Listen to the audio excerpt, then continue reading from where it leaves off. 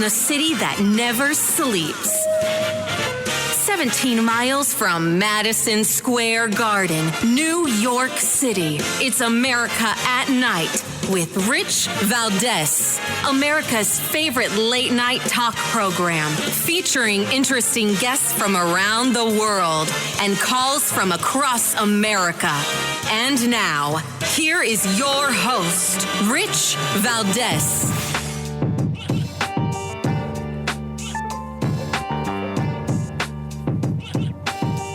Hi there, good evening, and what's up, America? I am Rich Valdez, Valdez with an S, at Rich Valdez on all of the social media. Welcome to the Tuesday night edition of the program. We're live, we're national, happy to be back. I hope everybody had an amazing Labor Day weekend, and either we're working hard, taking it off, whatever you were doing, I hope you enjoyed it. It's now campaign season, we're kicking it off. Our coverage, of course, continues. But we're going to be doing a lot of focusing on what's going on as we ratchet up to Election Day, which is just days away.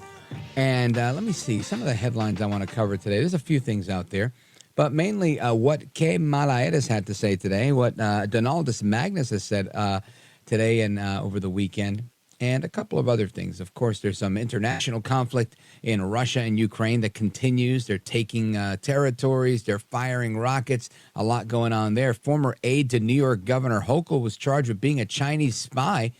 That's crazy. I should say an agent for the Chinese government. We're going to talk about that in a moment. Not a good story at all. I mean, just really shows you, man, we're in bad shape there. But I want to bring your attention to a little clip of audio that we've got. And, of course, it is from Vice President Kamala Harris. Vice President Kamala Harris was demonstrating her new Southern accent today while, listing a bunch of reasons to thank union members. Listen to this. Everywhere I go, I tell people, look, you may not be a union member. You better thank a union member. For the 5-day work week, you better thank a union member for sick leave. You better thank a union member for paid leave. You better thank a union member for vacation time. You better thank a union member for vacation time. Well, I don't know where she got this Southern drawl from, but it's fascinating how for some politicians to become Southern. Hillary Clinton did it. We've seen AOC do it. Now, of course, Kamala Harris is doing it again. It's just fascinating. It really is fascinating to me that people, and I understand, listen, a code switch, I understand how code switching works. I get it. Listen, it happens to me too. I have radio voice, just kind of like radio TV voice. And then there's, me with my buddies throwing a few back. I don't sound like this per se. It kind of takes me back to high school, right? I start using the slang from high school. So I get it. But I've never become Southern unless I was trying to, I was trying to channel my inner Bill Clinton or something like that. So anyway, that's her. But of course, we also have El Trompito, Donaldus Magnus, the 45th president of these United States. He was on a show called Life, Liberty, and Levin. If you haven't figured out, it's hosted by the great one, Mark Levin, dear friend of this program. By the way, I'll be stopping by the Levin studio this Thursday, the 5th of September. So you might get a double dose of me as I check in. So nice. They asked me to do the show twice. I'll be doing a show for Levin, and then I'll be back here doing the show for me. So stay tuned for that. But I want you to hear Donaldus Magnus on with Mark Levin. Check this out. Elon's a friend of mine. He endorsed me very strongly. He really endorsed me incredibly. He endorses me a lot. He tells people because he understands he's very smart. And he understands that this country is not going to make it if she's put in there. It's going to be a disaster for the world. It's going to be a disaster. The whole world's going to explode, not just us. And we have tremendous endorsements. And those guys are going out. Those people are going out, and they're talking about it. Yeah, the whole world is talking about it because people realize what's going on. And listen, the Democrats have this new thing. They're charting a new way forward. That's great. And if you want to be, for lack of a better word, a pendejo and listen to their rhetoric on a new way forward, then good for you. Then you deserve what you get, right? You deserve every last increased tax dollar. every last social proposal, like allowing men and women's sports, allowing teenagers to mutilate their genitals, to identify as some other gender, right? I mean, absolute insanity. Insanity is what's happening in our country. And all I could say is that it's a shame, and we need to be very mindful. We need to be very vigilant. But we can't take a Labor Day holiday off here. You know, you can't just be like, they're all the same. No, they're not all the same. This election is very clear. It's clear as day. This is not an election between a president that's in office where the economy is good. I don't care if they lower the interest rates by 50 basis points, and all of a sudden you see a rally in the markets. I really don't, and neither should you, because there's no way, if you've been married to a spouse that beats you, and you've been getting lumped up, catching it on the chin, black eyes day after day for the last almost 4 years, for them to come and say, you know what, we're doing it a new way forward, that somehow we should all accept that. We should all believe it. Nope, I'm not going to get lumped up by my spouse anymore. Nope, no more inflation. Nope, we're not doing that, because Kamala Harris comes out and says because groceries are too expensive, because this is too high and that is too high. And we've got to work together. We got to stop the price, as she calls it, gauging, right? Price gauging, the price gouging. Unbelievable. This is their new way forward, to blame the manufacturer, to blame the consumer, to blame anybody but themselves. I don't think so. And I really don't think enough people are going to buy it. I really hope they don't. If they do, we're in a worse state than I thought, worse state of affairs than I thought. But Governor Tim Walz, he's at this Labor Day festival in Milwaukee, Wisconsin, and he says Trump is taking advantage of working Americans. How is Trump taking advantage of anybody when the guy's simply running to become president, when you, sir, are a sitting government, when you're a governor, when your running mate is a sitting vice president? You've got to be kidding me. Listen to this. Now, we know that Donald Trump and J.D. Vance, they have a little bit different vision of America. I do say this. He does know something about working people, Donald Trump does. He knows how to take advantage of them. That's what he knows how to do. Every single chance these guys have gotten, they've waged war on workers in the middle class. As president, Trump blocked overtime for millions of workers. Hell, why pay the bills? He doesn't pay his own. Why should we pay somebody for overtime? What are they going to do? That's what they do. He opposed efforts to raise the minimum wage, for God's sakes. That shouldn't be that difficult. If people put in an honest day's work, they should receive an honest day's pay. You got to love that when the liberals start trying to make sense of everything. Now, listen, I'm not going to get into every last bit of this, but I'm going to say, anybody listening to this, you tell me where the economy was better, while Trump was doing all the bad things he just accused him of, or today, right? You tell me. Kamala Harris and Joe Biden have been there for as long as they've been there. Which economy did better for you? Which economy was better for your pocket? By and large, most people are going to opt for Trump. That's just a fact. They could say what they want to say.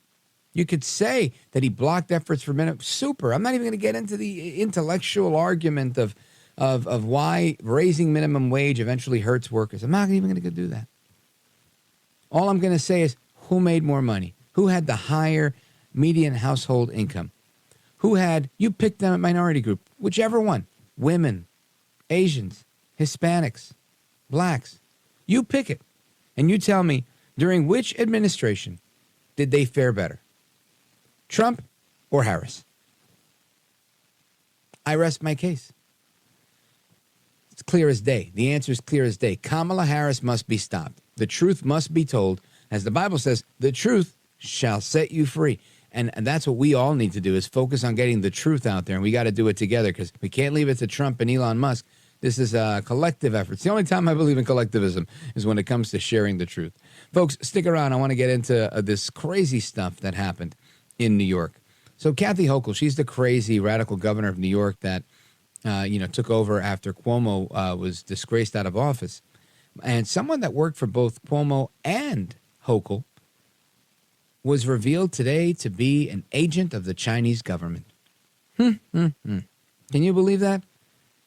Doesn't it remind you of the last time they caught a Chinese spy working for the Republicans? That hasn't happened, actually. So we're going to get into that momentarily when we come back. The number's 833-482-5337. And our guest joining us momentarily, you've seen him on TV. You've seen him all over the place. He's the author of several books, and he is truly a gentleman, a scholar, and a patriot. Gordon G. Chang joins us next. Don't go anywhere. This is America at Night with Rich Valdez.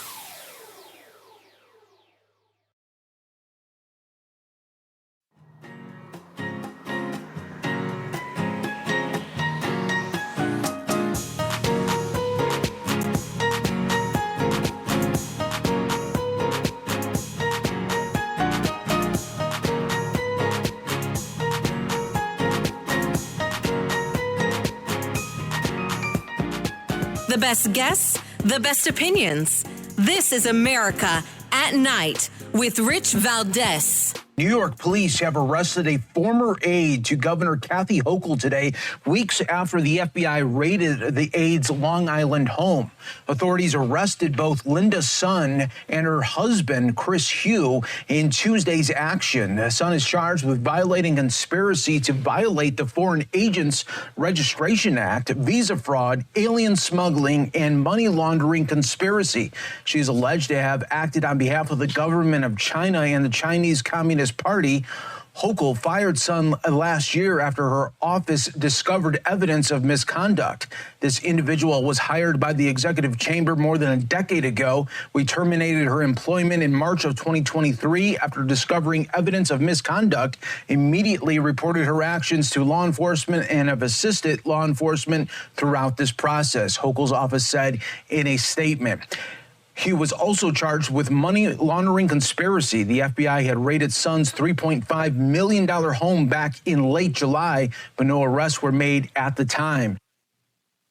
What a mensch this guy sounds like. That's a report from Fox News.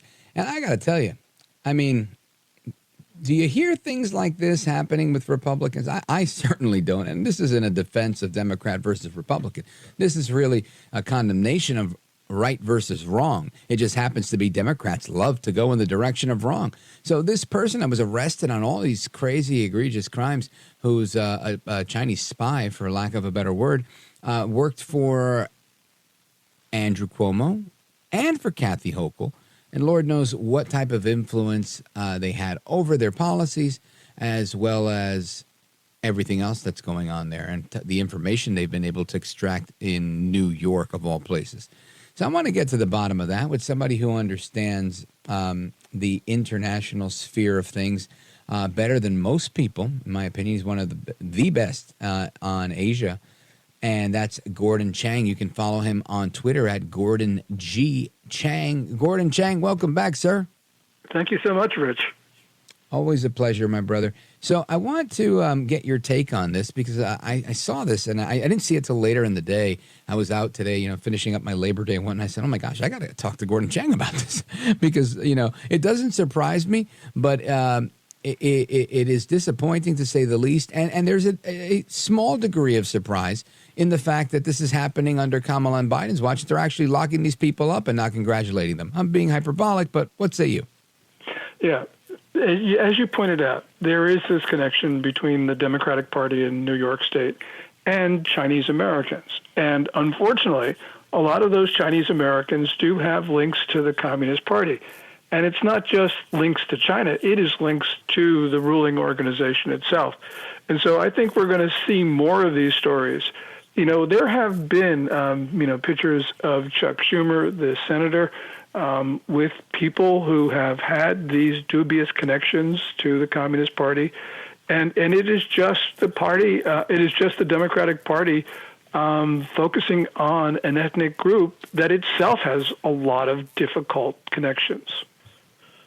Yeah, well, I think this is clearly problematic to have someone that is an agent of China working for them. And I think what's equally problematic is not only that they're there, because I guess that's the whole job of somebody that's engaged in espionage, but moreover, that Democrats, I don't know, they just I mean, the last time, I'm sure this has happened a million times, but the last time I remember hearing this, it was happening in D.C. There was a bunch of them. There was prostitution involved.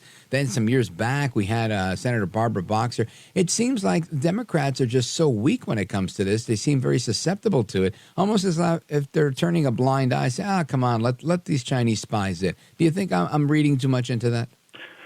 No, you're not. But the problem is bipartisan, because there are a number of Republicans, especially conservatives, who have been carrying the water for the Communist Party in Congress. So, for instance, the conservative Republican from North Carolina in the House of Representatives, Patrick McHenry, he has single-handedly blocked a lot of important legislation proposed by Republicans and proposed by President Biden himself to regulate China's interests in Wall Street. You go down the list. There's a lot more. I remember that story. So there's a bipartisan problem. Now, the Republican problem with China is different than the Democratic Party one. Democratic Party one is based on identity politics. As I mentioned, the Democrats have really looked at Chinese Americans as an important voting bloc. With the Republicans, it's a question of ideology, free market ideology, failing to understand national security implications.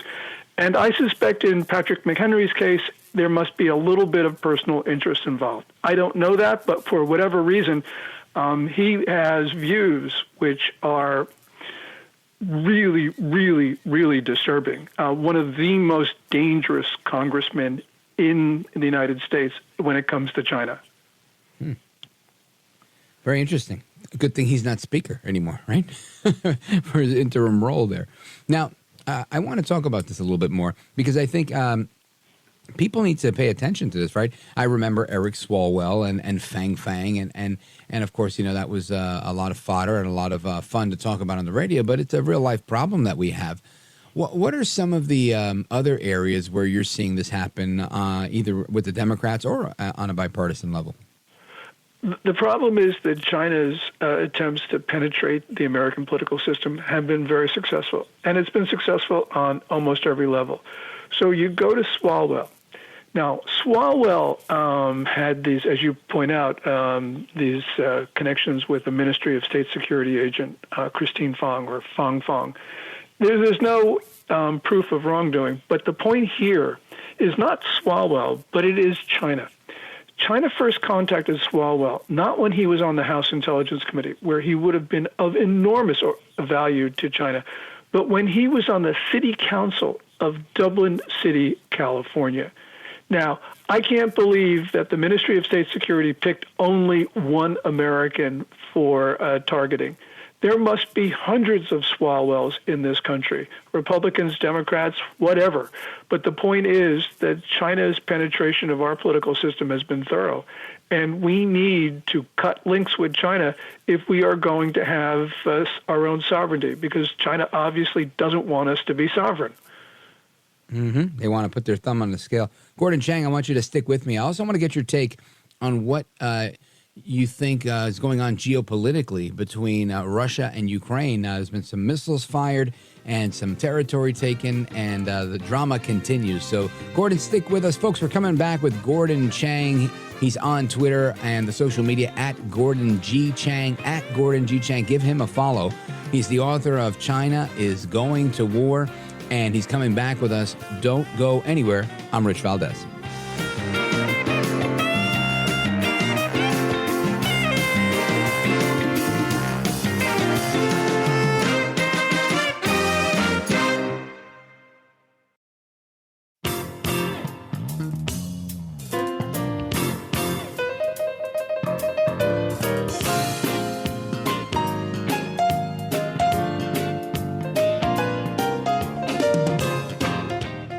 By the way, your ratings are up. Congratulations. I had somebody. It's always nice to check.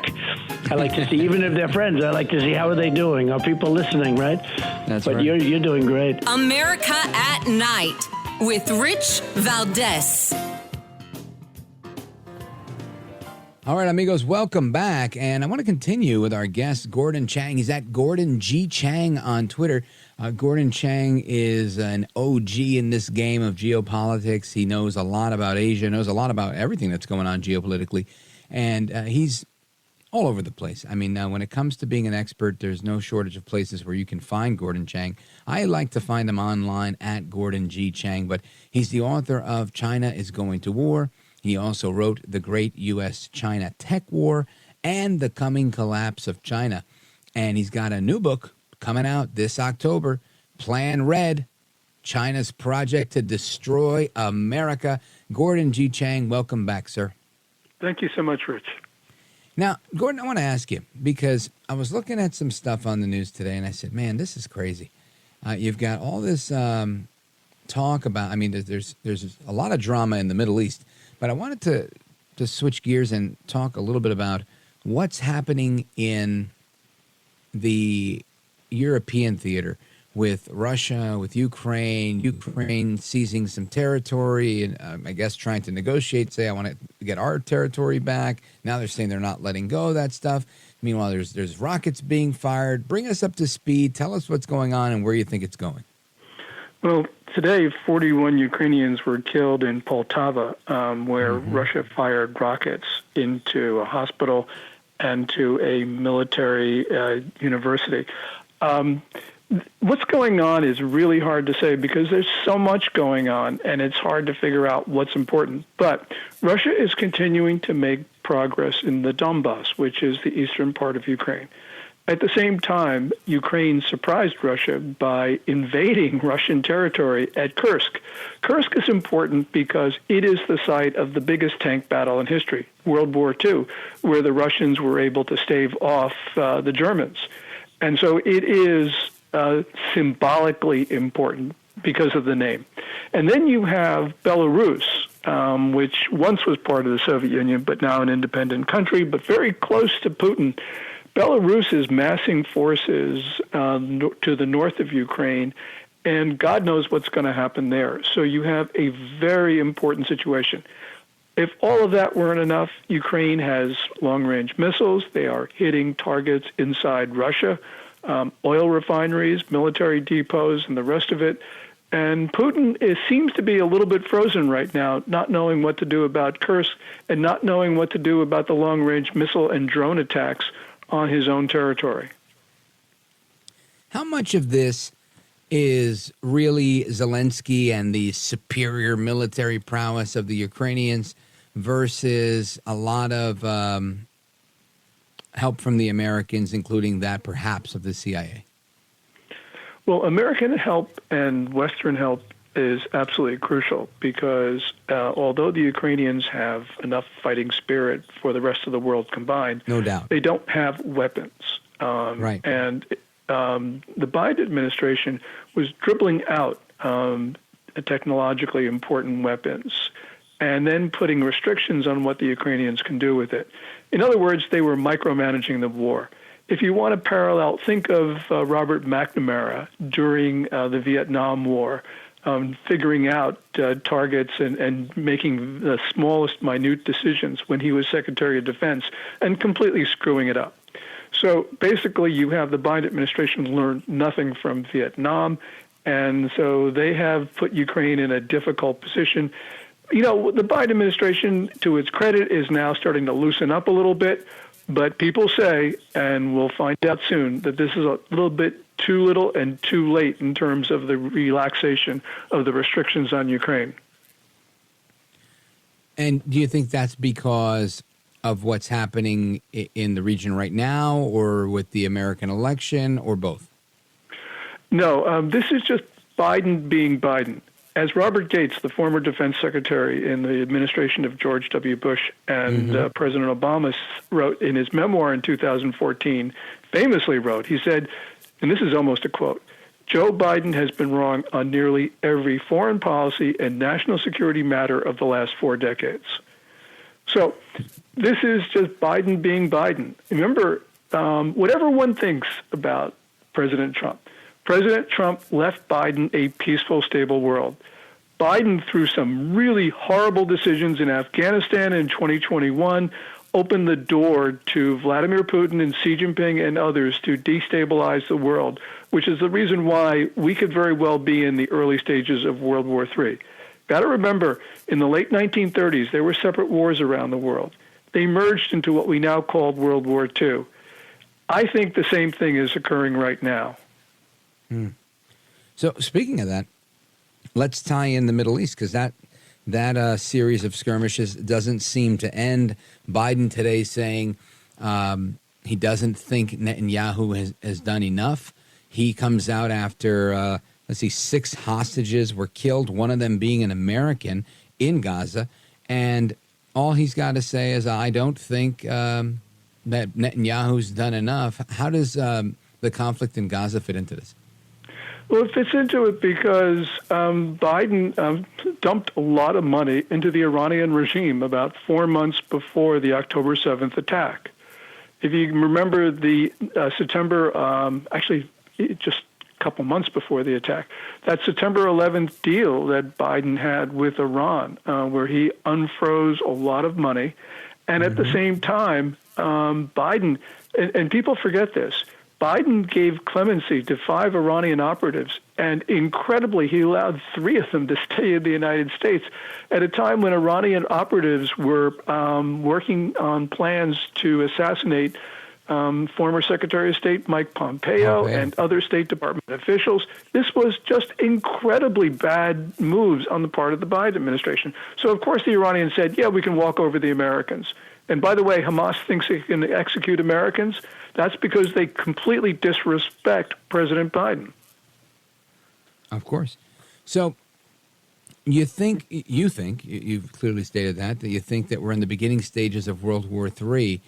What do you think happens in November if things go one way versus the other? If we get Trump back, we know Trump is, for all intent or most intent and purpose, he's a pacifist. He's not looking for war. He's not looking really to feed the war machine with another war, although he is pro-military. And I think that's part of what makes him brilliant, is that he makes sure the military-industrial complex gets their fix of cash, right? Making sure we have a strong military, but at the same time, not using that military. Leave it to Biden to give the equipment away. But what do you think happens with a Harris presidency versus a Trump presidency? Well, with the Harris presidency, we know one thing about China, and that is new presidents, regardless of whether they're Republicans or Democrats, conservatives or Republicans, always give China about a 2-year grace period. So I think that Beijing is looking forward to a Harris and Waltz administration, if for no other reason that they realize they're going to get a grace period, where Harris thinks that she can do better than Biden. Right now, things could be so far gone that Trump or whoever takes the oath of office on January 20th of next year, probably going to be a wartime president. I know that Trump doesn't want to fight a war, but he very well may have no choice. And the same thing could be true of Harris as well. She may find herself that she has no choice but to go to war because the Chinese are attacking us, as they're attacking our ally, the Philippines, in the South China Sea at this very moment. So this is an incredibly consequential moment, Rich. Wow. Gordon Chang, if you don't mind, stick with me. I want to get your take on just a few thoughts on Tiananmen Tim and his ties to China. We talked a little bit with Seamus Brunner from Peter Schweitzer's shop about this, and I'm just curious to know your thoughts about Tim Walz and his ties to Beijing. Folks, stick with us. We're going to come right back with Gordon Chang. This is America at Night with Rich Valdez. Call now, 833-4-VALDEZ. That's 833-482-5337. 833-4-VALDEZ. That's Valdez with an S.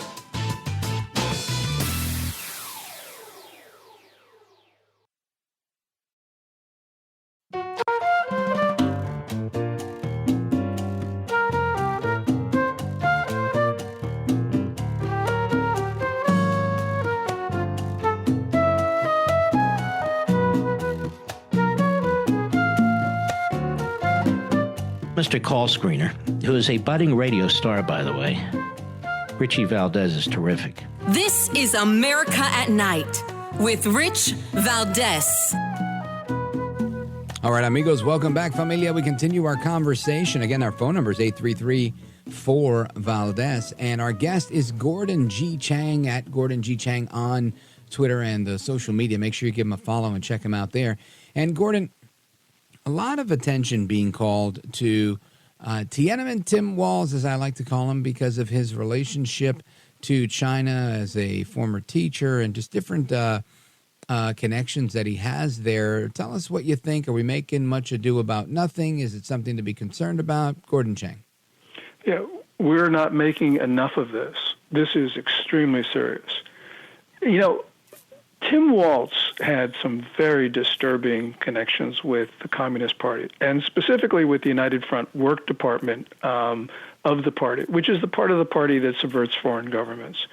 He could not have gotten approval for his trips of high school students to China without the United Front Work Department approval. Now, Tim Walz could say, well, that was in the 1990s. I was young and stupid. Well, okay.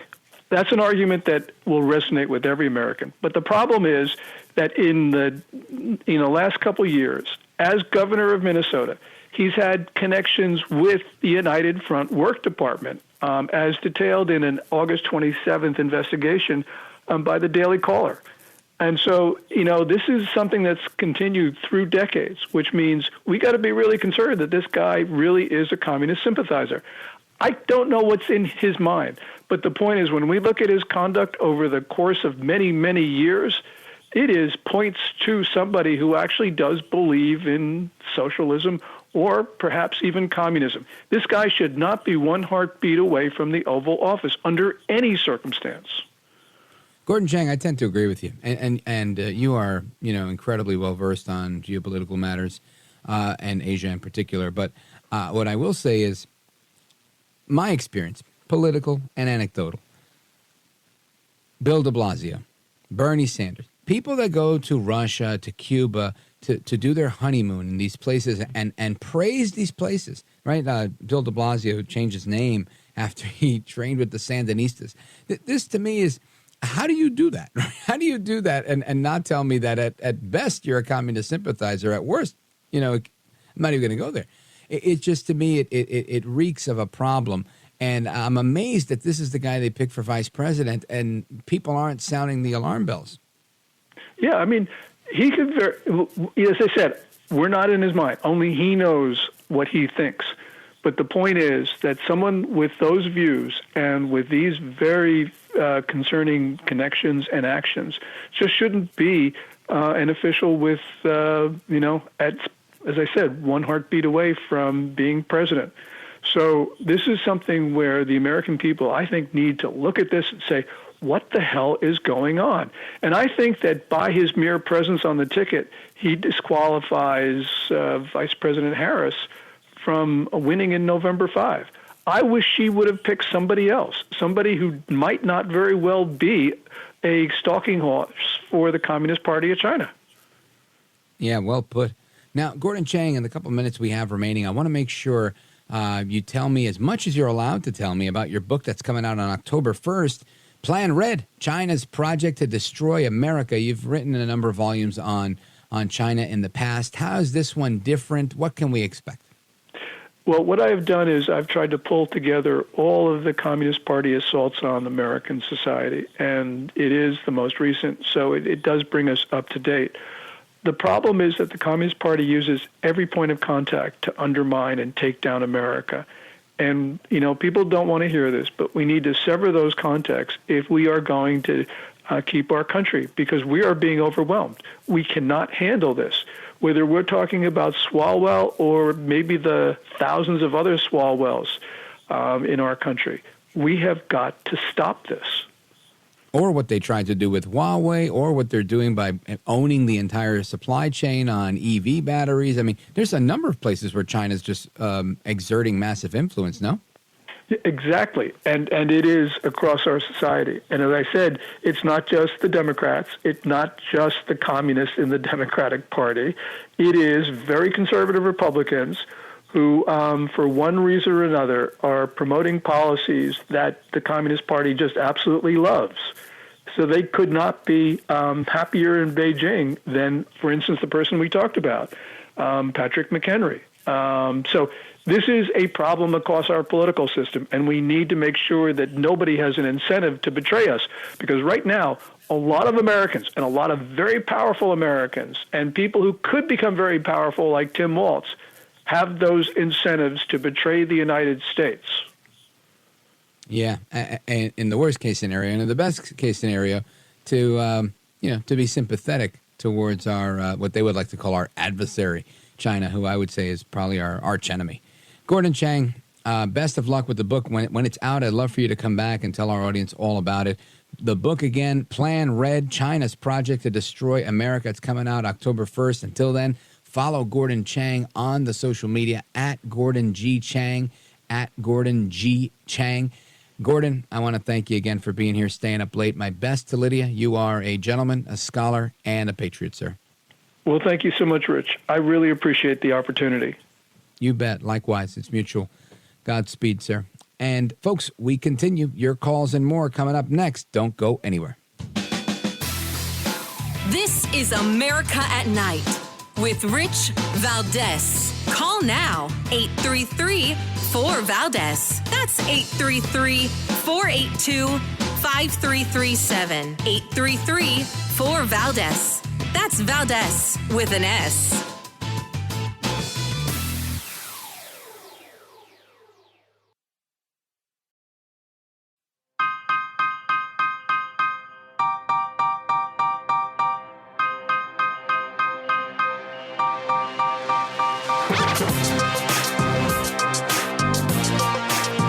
This is America. This is Night. This is Rich Valdez. I am a liberal. I don't like it. It's not fun. We all know that. It's not fun. It's a full-time job. Conservatives, that must be so easy. You're not learning any pronouns. You're leaving your air conditioning on. You're throwing all your garbage in one hole. I'm out here. I'm like, did the compost go out? Is the compost out? How are the refugees? Are the refugees all right? What's the air quality index today? I remember last year in New York, January 15th, it was 75 degrees. And all of us New Yorkers, all of us liberal New Yorkers, we had to go outside and pretend that was bad. We had to go out on a beautiful January day and be like, this sucks, right? Climate change. I'm in a t-shirt. This is awful. Conservatives are like, wow, what a beautiful 75-degree Martin Luther King Day. I wasn't going to celebrate, but now I am. That is comedian Andy Haynes telling us how much fun it is to be a liberal. No fun at all. Anyway, I want to get to your calls. Let's see. We got Dave giving us a call. Pittsburgh, Pennsylvania, KDKA. Dave, go right ahead. Hi, Mr. Valdez. I'm calling you from the oldest radio station in the United States of America. Sir, I'm a longtime listener. I admire your accomplishments, your grit, your courage, your accomplished everything you've done to get to this level. I would appreciate if you didn't bang on me, and just let me say a little piece. Sure. Sir, you work hard. You've got hard. like 45 seconds before we go to commercial, so just make it count. Okay, it's not China's fault that we're in the position we're in. They're not ants. They're real living people. They have hearts and souls. They have children and fathers and mothers and dogs just like you and me. They work their asses off, okay? They don't want to work for a mouthful of rice. And the only way that Americans would ever accept them if they worked for a mouthful of rice and said, oh, yes, sir. And you think, and the only way you'll ever like Russia is if they're like, oh, yeah, we'll hand over our leader. Here's our brave protector. And you can sell us off and have all our resources and maintain your hegemony. Well, the music's coming in, so let me just respond to the first point, Dave. Thank you. What I'll say is this. I don't think Americans dislike the Chinese people.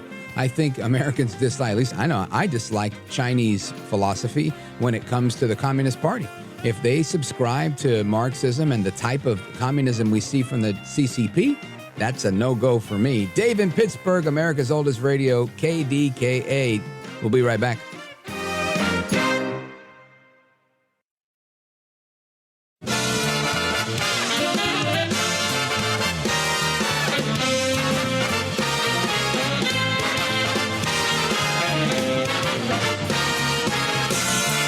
Live from the city that never sleeps.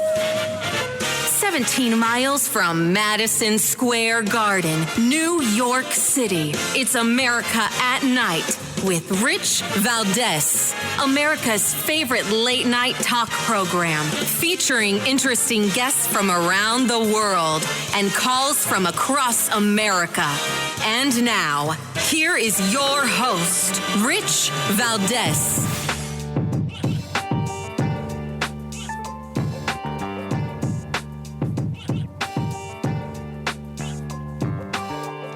Hi there, good evening, and what's up, America? I am Rich Valdez, Valdez with an S, at Rich Valdez on all of the social media.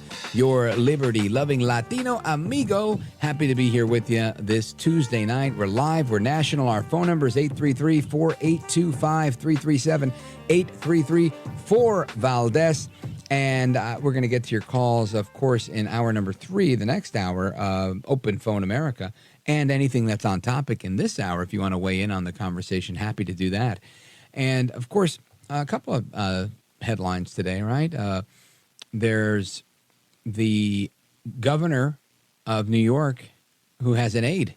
I'm going to tell this story as if I was Kamala Harris. And that aide was, in fact, an agent of the Chinese government. And that aide also worked for a country named China and for another governor named Cuomo.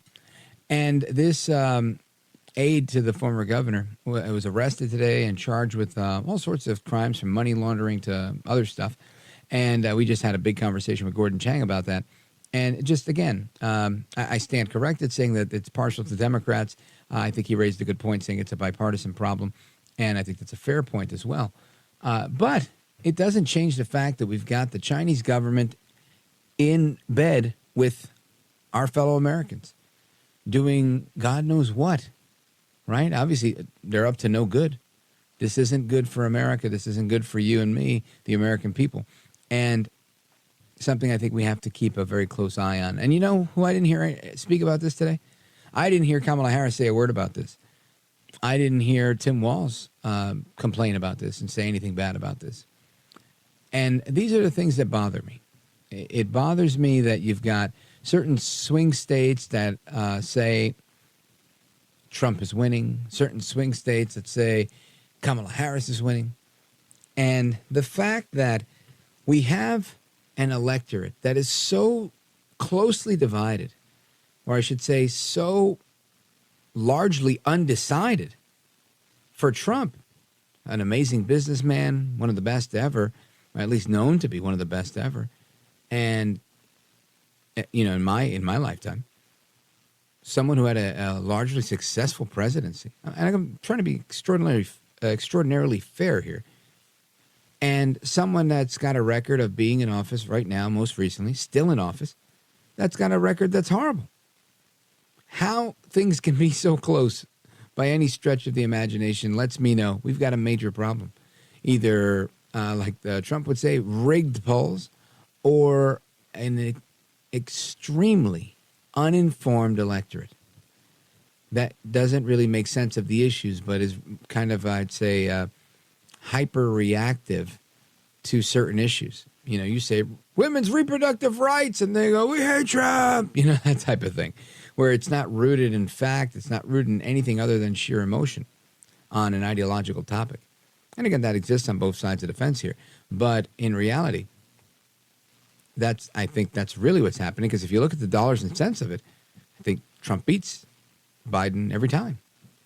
So why is it so tight?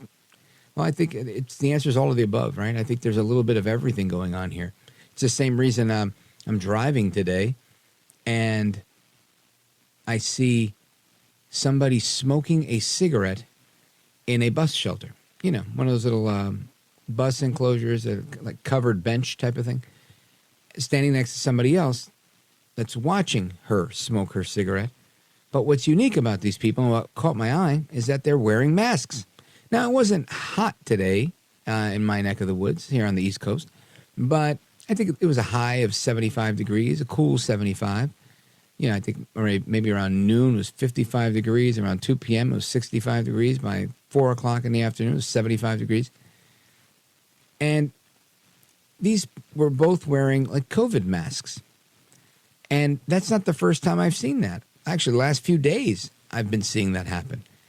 And it makes me think, Anthony Fauci, Dr. Fauci, the Fauchster, as I like to call him, I believe he's gone now, and I would venture to say he was disgraced while he was in office, but I'd probably be wrong, because I think there's a lot of people that still think Dr. Fauci's, the hottest thing since sliced bread. But you remember a couple of months ago when he said, this is because of Fox News, right? We blamed Fox News for this. Listen to this real quick. It's very interesting. It's a pattern, Caitlin, that whenever somebody gets up, whether it's a news media, Fox News does it a lot, or it's somebody in the Congress who gets up and makes a public statement that I'm responsible for the deaths of X number of people because of policies or some crazy idea that I created the virus. Immediately, it's like clockwork, the death threats go way up.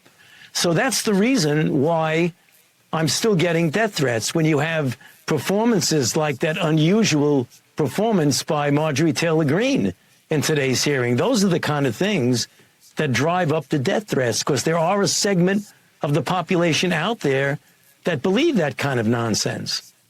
Now, I'm wondering if the death threats, and I don't want them to go up, I'm not calling for them to go up, but I'm wondering, do they go up when people just simply think about how their loved ones were left to die alone, how they may have lost their job because of companies that forced people to become vaccinated, how they were maybe ejected from church because people weren't allowed to sing in church, and then at some point people weren't even allowed to worship anymore. I wonder if that's the reason people have so much disdain towards Dr. Fauci. And again, I'm not condoning it. I don't think anybody should kill Dr. Fauci. I don't. But I'm just very curious to know what's happening there. And what's scarier is that the fact that everywhere I go, I'm seeing more and more masks. My girlfriend, she works in healthcare. And I remember I was with her, and I said, hey, what's up with all these masks?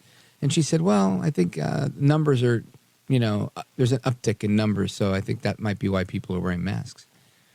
And I was with a friend of mine this weekend who's a contractor for a government agency similar to CDC. And she was saying, there's a lot of talk about a potential next pandemic, and how do we handle a next pandemic? Fauci himself constantly talks about a next pandemic. Bill Gates talks about a next pandemic. Lots of people are saying things like, it's not a question of if, but when we have this next pandemic. What are we going to do? How are we going to handle it? Well, I want to get to the bottom of that with Dr. Chad Savage. He's a primary care physician. He's co-founder of YourChoice Direct Care, which is a member of Samaritan Ministries International. And Dr. Chad Savage, welcome. Yeah, good to be on with you, Rich. Thank you, sir. So tell me, what are your thoughts when you hear about a potential next pandemic? I think so many Americans, at least me, I can speak for myself here, can tell you we're exhausted with that. And, of course, you probably can't control when an illness is going to break out. At least, by and large, you can't, other than vaccines and, trying to contain, infection control and stuff like that. But the response that we had to these things, the shutdown, the free commerce and all of that, I hope we've learned our lesson. But what's your thought on a potential next pandemic? Well, I think it was interesting when you mentioned Dr. Fauci and his response to criticism. It's actually a very immature response. When somebody utterly fails at something, the immature person, the child, will point the finger at others instead of accepting responsibility for their own role in it. And the sad truth is Fauci, though, certainly, like you were careful to specify, no one should be wishing harm upon this individual. But it is okay to wish for him to kind of recede from the public eye. He's done his damage. He's massively decreased trust in my profession and damaged the credibility that was hard-earned by physicians over thousands of years. And trust once lost is incredibly difficult to reestablish. And why it's so damaging isn't just because of that time period in which COVID was mismanaged, but should a future pandemic occur, we actually may need credible healthcare institutions, public health, to coordinate a reasonable, which I would argue the last one was not, a reasonable response to such a thing.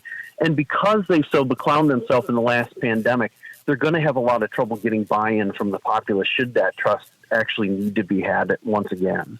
Oh, sure. And I think you said it better than I ever could, rehearsed, scripted, or otherwise. I honestly, I think there's a lot of people that are otherwise rational, sane, fair people that would say, next pandemic, screw you. I'm not taking a shot. I'm not quitting my job. I'm not doing any of that. I think people just, it was way too severe of a cause and effect type of thing where people say, you know what, this cure is worse than the disease. I'll take my chances. And we saw that begin to happen. I mean, I have a few friends that were arrested because they were like, I'm not shutting my business down because you want to do X, Y, and Z. And when you start to threaten people's livelihoods, and again, not calling for violence or any secession from the government or anything like that, but the reality is people are serious about their lives and they don't want to go through that again. So you're right. People have lost credibility. I wouldn't say not so much in your professional role. I'm sure there is, though. But really, I think in the government and the government's role within public health, do you think they would attempt another lockdown should this happen? Well, they can attempt whatever they will at this point. I think, again, they've lost all goodwill amongst the populace, and they would have a lot of trouble having people get a buy-in, mainly because now we have the advantage within our own lifetime of actually seeing different responses. And a lot of people back in the era of COVID were talking about Sweden and how they handled it in a stark different way than the rest of the world and didn't appear to come out worse for doing so. They initially, because Sweden, for those who don't know, didn't really fully engage in lockdown. Everybody did do some mitigation measures, which were of negligible or at least dubious benefit, when we look back in retrospect and say how much it truly impacted the disease. But Sweden largely kept things open and tried to minimize the impact and essentially did protection of the most vulnerable, which is a rational use of limited resources. And though they had initially higher death rate, at the end of the pandemic, they actually had lower all-cause mortality than did many of the more draconian lockdown nations. And they largely avoided the disruption of their education system, disruption of just general lives in their economy. And that shouldn't be discounted because it's very well known that when people are less economically well off, or if they have lower levels of education, they tend to die prematurely. So even if it wasn't death through COVID, there could be death much later in life due to economic hardship. Yeah, really good point. Doc, I want you to stick with us, and I want to cover two topics in the next segment as succinctly as we can because I'm interested in both, and I want, for the interest of time, I want to squeeze them both in. But one is, there's all this talk about monkeypox. And last year, I remember reading that this was only affecting males who were engaged in homosexual activity, and now they're saying, get ready, there's 10 million vaccines on hand for monkeypox. I was, oh my gosh, this sounds serious. And I also want to get your take on your testimonial with Samaritan's Ministry. So stick with me. We're coming right back, folks, with Dr. Chad Savage. This is America at Night with Rich Valdez.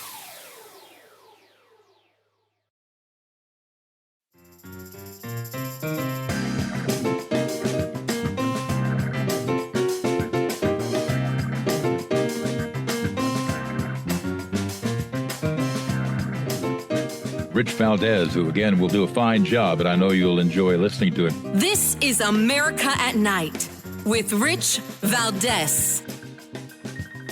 All right, familia, welcome back. We continue our conversation with Dr. Chad Savage. And Dr. Chad Savage, I want to ask you, should Americans that are listening to this program right now, coast to coast, should they be concerned about a monkeypox pandemic? No, I mean, it's never likely to hit a true pandemic level because of its mode of transmission. It's usually through close contact, which, due to the worry of stigma, the World Health Organization and like organizations are kind of, remiss to admit that it's largely through sexual contact. So if people are kind of behaving themselves sexually, washing their hands frequently, avoiding contacting open sores on people who suffer from it, and such, though it will likely spread, it is very unlikely to reach a true pandemic level. Outstanding. Good to know. So we don't need 10 million vaccines. That's good to know. No. Well, thank you, Bill Gates. And let's continue. I want to get your testimony here on your involvement with Samaritan Ministries. Tell us more. Sure. So a lot of the problems that we're talking about is the hyper over-centralization of power. And we've done that in the United States in the healthcare system through use of kind of the collaboration between government and insurance companies. And what this has resulted in is the utter abject absence of any free market mechanisms to control costs within our healthcare system, which is why, yet again, this upcoming year, we're expecting near double-digit increases in insurance premiums.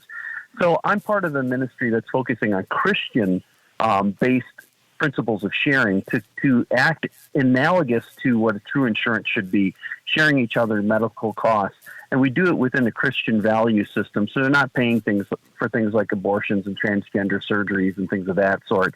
And I'm blessed to have been part of this for about 10 years. And in the first 5 years, I did an article in Town Hall where I explained that my own family saved over $86,000 over the premium cost of a traditional insurance alone by switching to Samaritan Ministries for my health coverage. And I made the argument at that time when housing prices were a little bit better that if you had marched that out over a decade, I could have purchased a modest house with the savings on healthcare, not the deprivation of healthcare, but the savings on healthcare alone. Wow. That's pretty interesting. It's a great way of looking at it, right? That's a selling point. You can buy yourself a vacation home, potential rental property, that type of thing, with what you're saving on your health care. Outstanding. I love the Christian principles of sharing. If people want to learn more about your work, Dr. Savage, or your involvement with this ministry, where do they go? Sure. So SamaritanMinistries.org is a great place to learn about health sharing ministries and specifically the Samaritan version of that. And then I practice a type of medicine called direct primary care, where we work directly for our patients in the absence of insurance company and governmental payments, which really control the doctors.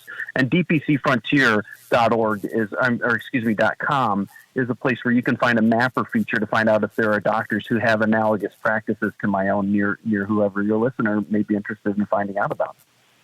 Outstanding. Give us that website one more time. Sure, DPCfrontier.com. And the social media handle for you, if anybody wants to follow you and the work you're doing? Sure, I'm on X. You can look me up under Chad Savage, and I'm probably the only MD on there with that scary sounding of a name. And I'd say Facebook, but I think they've largely obscured any of my posts at this point. It doesn't surprise me. They do that to me too. Yeah. Dr. Chad Savage, I really do appreciate you being here. Very insightful conversation. I'll definitely have you back if you're willing to stay up late with us. I appreciate it, sir. Pleasure, Rich. God bless you, sir. Folks, we come back with some additional conversation on Kamala Harris. That's right, Kamala Harris, Vice President Harris. She's getting called out by the Energy and Environmental Legal Institute. Hope I said that right. And our buddy Steve Milloy, who's a legal fellow there, and he's going to call her out on some of her Green New Deal hypocrisy, and we're seeing a lot of that as we move forward. So stick with us, folks. We're continuing the conversation. Plus, then we've got Open Phone America coming up.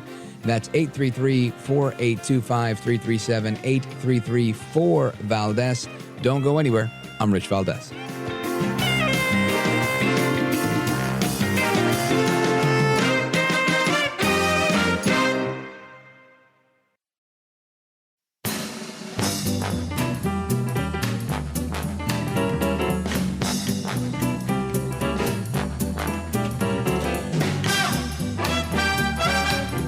You have experience and skills in interviewing or you wouldn't be on your program. America at Night with Rich Valdez. When you were in Congress, you supported the Green New Deal. And in 2019, you said, quote, "There is no question I'm in favor of banning fracking." Fracking, as you know, is a pretty big issue, particularly in your must-win state of Pennsylvania. Sure. Do you still want to ban fracking? No, and I made that clear on the debate stage in 2020, that I would not ban fracking. As vice president, I did not ban fracking. As president, I will not ban fracking. in 2019, I believe, at a town hall, you said you were asked, would you commit to implementing a federal ban on fracking on your first day in office? And you said, there's no question I'm in favor of banning fracking. So yes. So it changed in that campaign? In 2020, I made very clear where I stand. We are in 2024, and I've not changed that position, nor will I going forward. I kept my word, and I will keep my word. Yeah, that was spoken like a true lawyer. That, of course, is Kamala Harris, the Vice President of the United States, Democrat nominee for President of the United States. And that was her in her only sit down with the media, her famous Dana Bash interview on CNN, saying, I said I'm not for fracking anymore, and I'm not. Meanwhile, we know, and we got the tape, I'm not going to play it, but we've heard her say, on day one, I will, and we know what Biden did on day one. So that's the hypocrisy that's going out over the air. And I want to make sure you're up to speed on what's going on, because Steve Milloy, who's been on this program in the past, and he's just excellent on these issues with the Environmental Energy Institute, Legal Institute. You can get him on Twitter, at Junk Science on Twitter. He's a senior legal fellow at the Energy and Environmental Legal Institute, and he's calling her out, and he's with us now. Steve Milloy, welcome back, sir. Hey, Rich, thanks for having me back. My pleasure. Nobody knows this stuff like you do. And I want to get to this because we heard that clip that we just heard of Kamala Harris and Dana Bash. Dana Bash is asking her, hey, what's the story here on this fracking? And she's like, no, it wasn't me. I didn't say a thing. But we all know, and the people in Pennsylvania know as well. What's going on? Well, she doesn't really have the authority. The president doesn't have the authority to directly ban fracking. Not that was really discussed, but she never said in 2020 that she supported fracking or that she wouldn't ban fracking. You heard what she said in 2019, and as President Trump said, where you are in the beginning is where you are. So that's where she is. She has been part of an administration that has conducted a war on fossil fuels. They haven't banned fracking because they can't ban fracking, but if they could, they would. Just like they're banning the internal combustion engine, just like they're banning coal plants. Gas stoves. If they can do it, yeah. If they can do it, they'll do it. So she is, even though she can't ban fracking, she could kill fracking by 1,000 cuts. I mean, there's a million different regulations you can use and ways to get at it. So I wouldn't fall for that. I think, she doesn't want to talk about fracking. Because it's like kryptonite for her in Pennsylvania. That would be the end of her candidacy if she loses Pennsylvania. So she's got to try to hold on by lying about her position on fracking. Now, Steve Milloy, you're a lawyer, former Trump EPA team member. And when you hear the answer she gave, to me it sounded like she was in a deposition, right? It didn't even sound like a CNN interview. She was like, I said then, and I'll say now. It sounded like she was reading it from, under advice of counsel, I'm going to repeat this. It was just jarring to me. What say you? Well, it wasn't even true. I mean, she didn't say anything about fracking in 2020. She didn't talk about it during the campaign. This is why they don't allow her to talk without a teleprompter or, unless she's heavily scripted, because she's lousy at it. Apparently her own staff doesn't know her history. So, what's unfortunate is that other than conservative media, the rest of the media is allowing this stuff to go. You talk about misinformation. That's misinformation. If Americans are voting for her because they think, oh, good, she's not going to ban fracking or do anything about fossil fuels, well, I mean, that's just going to be wrong. She said she had not changed her position on climate, which means that the war on fossil fuels is going to go on. So that's all you really got to remember. Folks, we're on with Steve Milloy. He's a senior legal fellow at the Environmental and Energy Institute, and he's got a brilliant piece that you got to check out, a op-ed in the New York Post just from this past week. Headline, Harris is strategically silent on climate, but zealots know which side she's on. And I think that's the truth.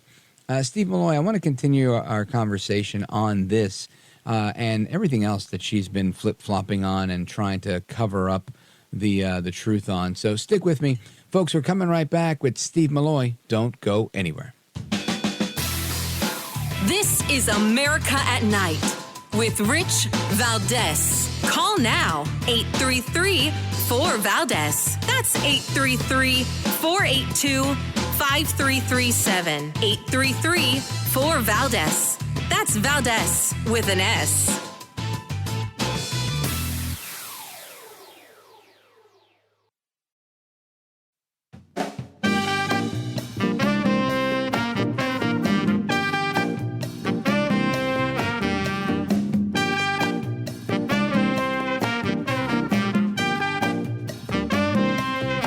Congratulations on just an amazing show. I know you've worked so hard in the industry, and nobody deserves it more than you do. So I'm happy to see you really succeeding here. It's awesome. America at Night with Rich Valdez. All right, amigos, welcome back. And Ed Markey, you remember Ed Markey. He's another one who loves the Green New Deal. And if you don't take my word for it that Kamala Harris is a climate crazy, just take it from another climate crazy, Senator Ed Markey. He's out there touting how much of a climate crazy she is. He was on Just the News just recently, again, last week before the holiday, saying that he knows Kamala Harris and he can vouch for what a climate crazy she is. Check this out. She is, she has climate change advocacy as part of her DNA. She's from California. She sued the oil companies. She worked to ensure that the climate bank got created inside of the IRA. So I know her personally. I know what she cares about, and I know she's going to make a big difference. I told you, don't take it from me, take it from him. If this guy is endorsing Kamala Harris, the grandfather or the godfather of the Green New Deal, with her being the godmother of the Green New Deal, I'm going to trust this guy and say, oh, hell no, I'm not interested. I want to bring back our guest, Steve Milloy, senior legal fellow and former Trump EPA team member. Steve Milloy, when you hear the good Senator Ed Markey singing the praises of Kamala Harris, what do you think about that? Well, yeah, so they don't come any wackier, green-wise than Ed Markey, and if he's praising her, well, she's one of him. She was a co-sponsor of the Green New Deal, even though when it came up for a vote in the Senate, she didn't vote for it. But I hate to ascribe really sort of any, intellectual capability or thought to her. She's really an incredible piece of work. She's 60. She spent her whole life in government. She's a lawyer, yet she can't talk about public policy at all. She has no views. She speaks in platitudes, nonsensical platitudes. When she talked about fracking, she was going to build deadlines around time, like there's anything else you could build a deadline around. She's just.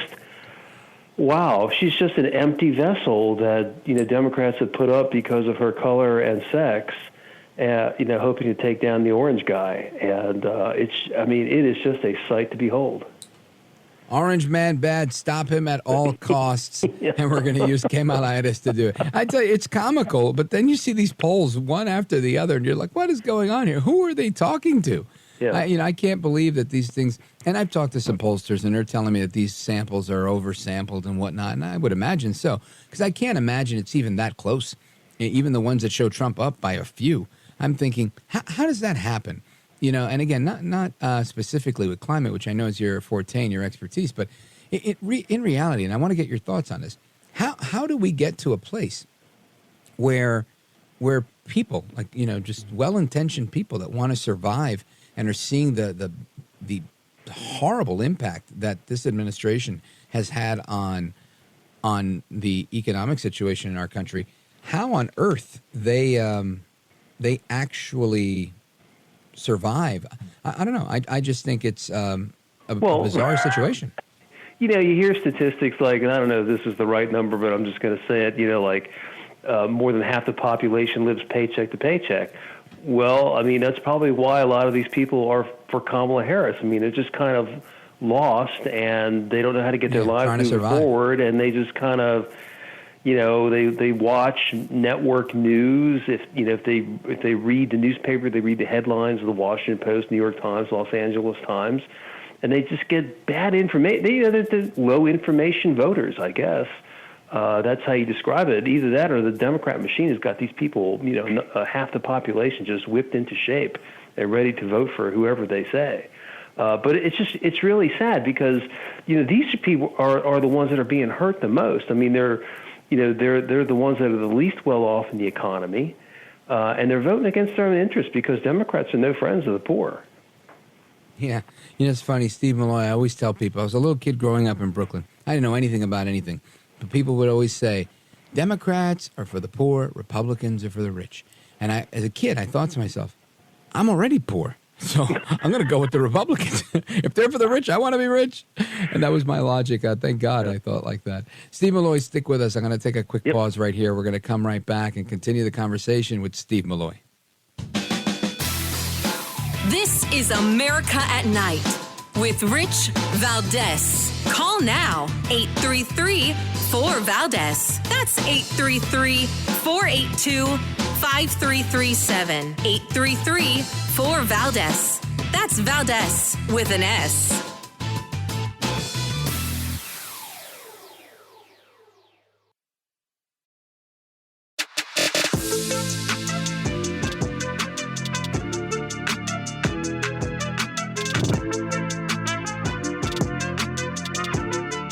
Now, 833-4-VALDEZ. That's 833-482-5337. 833-4-VALDEZ. That's Valdez with an S. Oil and gas already enjoy an obscene wealth of tax giveaways in this country, special loopholes, and other subsidies as well. But we're supposed to believe that if we continue to let them drill just a little more, that they will finally lower their prices. This is all trickle-down nonsense. This bill is a giveaway to some of the wealthiest and most damaging polluters in the United States. That is AOC all out crazy. Alexandria Ocasio-Cortez, my least favorite congresswoman from the Bronx and Queens. And all out crazy says, and that was her in the spring, trying to push back on some subsidies. But ultimately, this is a war that they have forged not just on fossil fuels and against American-born energy. But no. It's really a war on the American economy and the way we conduct business in our economic system. Steve Milloy is our guest, senior legal fellow at the E&E Institute, and he was also a team member with the EPA during the Trump years. Steve Milloy, when you hear AOC talking about this and this attack again on gas companies and, it's the reason gas costs a lot, not because of inflation, but because they're price gouging at the pump and all this nonsense, what do you say to that? Well, look, that allegation has been thrown around many times over the last 50 years. It's never been proven. We are producing more oil and gas today than under Trump or ever before, yet prices are still high. Now, why is that? It's because under President Trump, the United States was in charge of the price of oil. We had taken that back from OPEC. OPEC knew we were serious about producing oil, and that just changed the pricing dynamic. Now, even though we're producing more oil than ever before, OPEC doesn't care because they know we're not serious. They know that the Biden administration is not allowing new leases on public land. They know that the Biden administration is trying to shut down offshore drilling. As a matter of fact, we just got a federal court ruling from a Biden judge the other day that could shut down all Gulf of Mexico oil drilling by December. Wow. Okay, so OPEC knows that OPEC is in charge of the price of oil, not the United States. If we have President Trump back, the United States is going to be charged with the price of oil, and it's going to collapse. And that's what we want. What's the benefit of this for Biden? Honestly, I can't see where the win is. Is this just kickbacks potentially, or gaining or currying favor with foreign countries? Well, what do you think? He didn't become president because he was a good candidate. He became president because the machine elected him.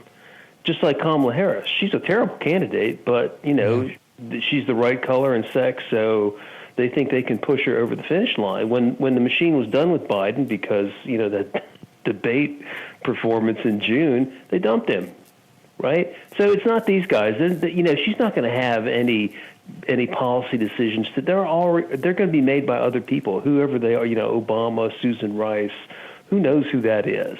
It's not going to be her. Who in their right minds, even if you're a Democrat, even if you were a communist, would you let her make decisions? It makes no sense. Yeah, but I don't see the win here for Biden to not have control. I mean, whatever stripe of politician you are, why wouldn't you want the control? Why relinquish it to OPEC? Well, it's not up to him. It wasn't his choice. I don't think any of these have been his policies. He's just, he was non-compos mentis in 2020, but he got elected anyway. That's why he did the basement campaign. Okay, so he's been told what to do all along, and the people on the left, they don't like the oil industry. They want to break our economy. They want to break our country because they want to remake society. Okay, I mean that really is their goal. They want to control us. To do that, they've got to break the society. Look, they want to break the Supreme Court. New York Times had a piece yesterday about getting rid of the Constitution. I mean, these people telling the truth now.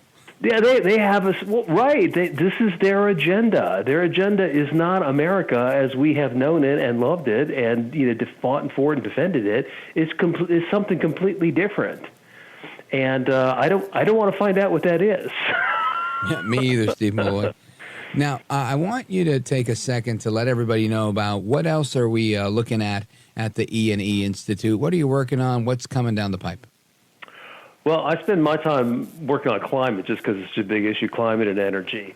And so we do, the science, we do the policy, the energy policy, the, climate science. You can follow me on X at Junk Science, my website, junkscience.com. We're just trying to educate people as much as we can, ahead of this election. And Steve Milloy, should President Trump reach out during the transition or a potential victory we all hope for, and say, hey, Steve Milloy, I want you to serve in the EPA again or some other capacity in the administration. Do you say yes?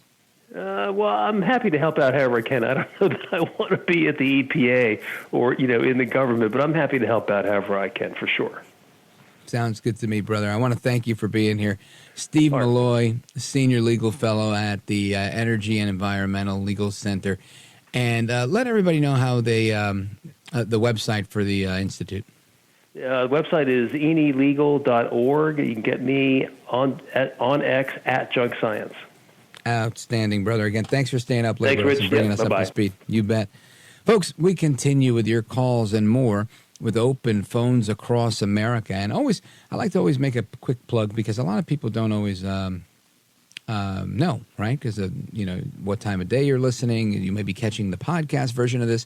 So I want to remind anybody who may have enjoyed a particular interview that we've done, you can listen to that stuff on demand, absolutely free. No special equipment is needed other than an internet connection.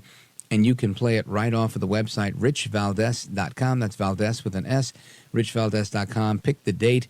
The topics are listed. You can pick the guest you want to hear, do whatever you got to do. You can also subscribe to the podcast so that you can get notified when these episodes are posted, and you could look them up and save them and do whatever you want to do. It's fantastic. Or just stream it right from the website. And the music means, of course, it's time for me to take a pause and come back to your calls. Here's the number again, 833-45337, 833-4-VALDEZ. And that's it. I'm taking a pause right here. It's Rich Valdez coming right back. Don't go anywhere.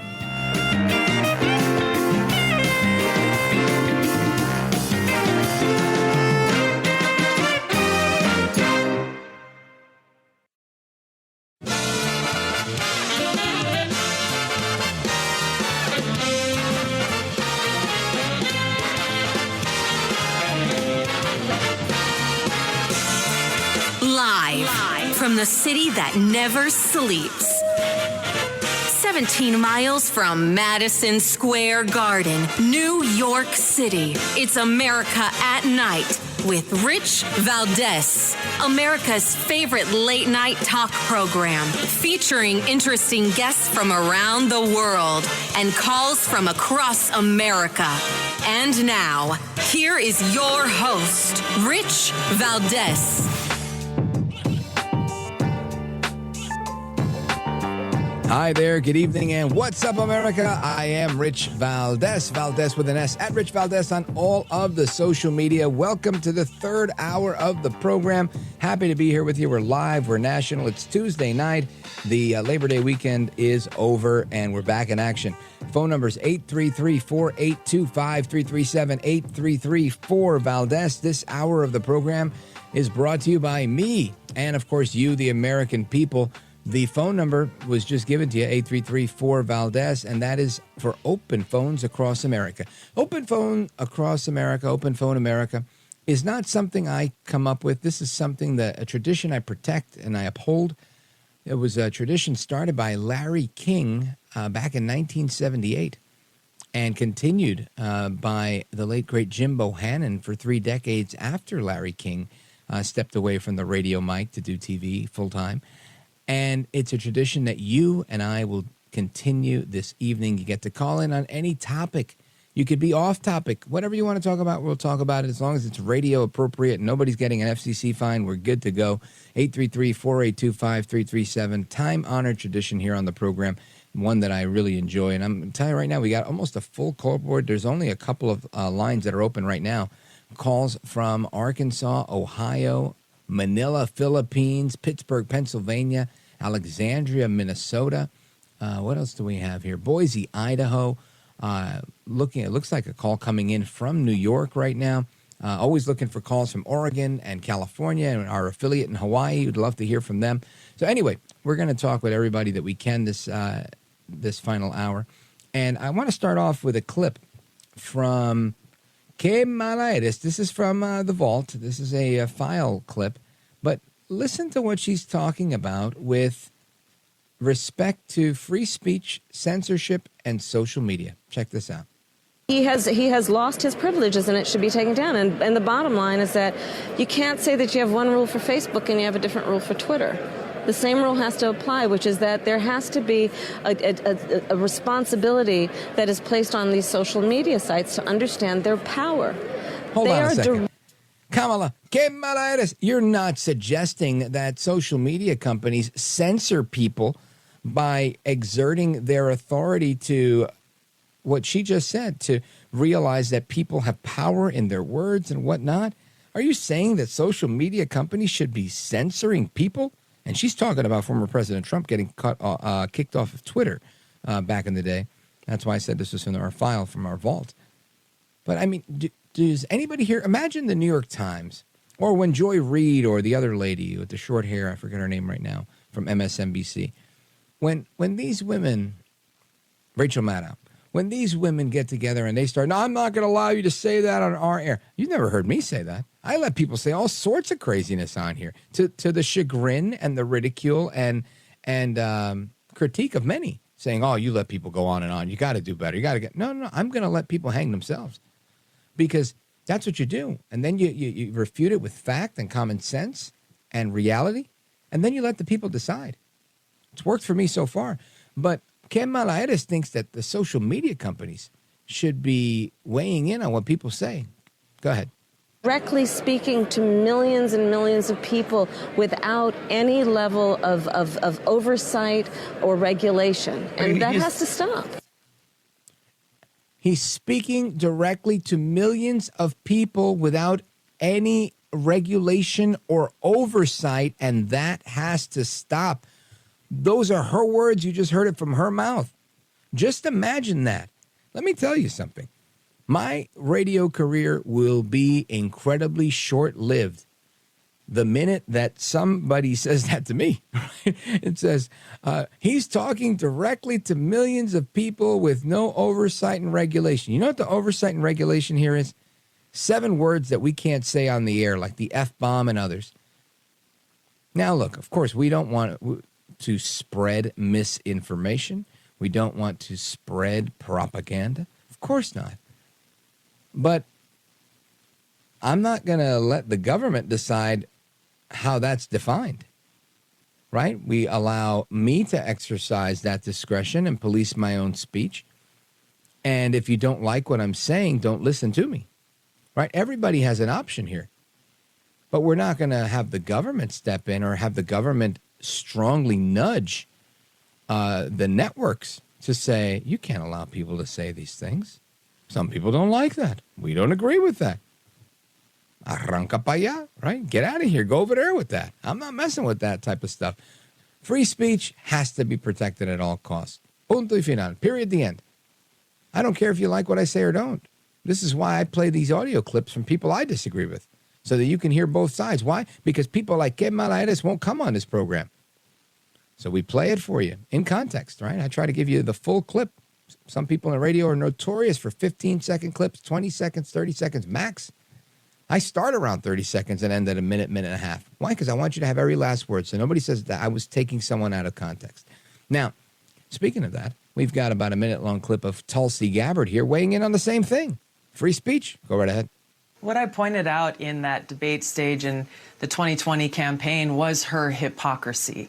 It was how she was saying one thing and doing another, how she was prosecuting people for smoking marijuana and laughing about it when she was asked about it on a radio show. And I think this goes to the heart of many of these different issues that we're seeing now that Kamala Harris is trying to hide from voters, is how she says her position is one thing, but her actions and her record show exactly the opposite. And you can point to that on issues related to the economy, issues related to freedom of speech. She says she stands for freedom of speech. And yet, as we've seen time and time again, her and Joe Biden have taken actions both directly and indirectly to censor free speech. Most recently, I can point to my own experience of this, of how the Harris-Biden administration have added me to a secret domestic terror watch list the very day after Kamala Harris was endorsed by Joe Biden. And I was on TV and warning the American people about what I saw as the dangers of a Kamala Harris presidency, taking action that was clearly political retaliation. They've done this to a lot of different people, which points to how dangerous it is to have people in power so willing to abuse that power to go after political opponents. Okay. That is Tulsi Gabbard, former Hawaii Congresswoman, former Democrat candidate for president of the United States back in 2020. She ran against Kamala Harris for the Democrat nomination, and she was weighing in with the folks at CNN this Sunday, saying that Kamala Harris is a threat to free speech. I didn't need Tulsi Gabbard to tell me that. I just let Kamala Harris tell me that when she said he's speaking directly to millions of people with no oversight and regulation. Oh, excuse me, ma'am. I thought we were supposed to be speaking to people without the government's intrusion. Anyway, I want to get to your thoughts on this. Let's go to Debbie Canton, Ohio, WNIR. Debbie, welcome. Go right ahead. Hey, Rich, thank you so much for taking me. I appreciate this My pleasure. opportunity to talk, because I called my local station here a while ago, and if a woman calls in, automatically I'm going to shut up. I'm going to tell you that.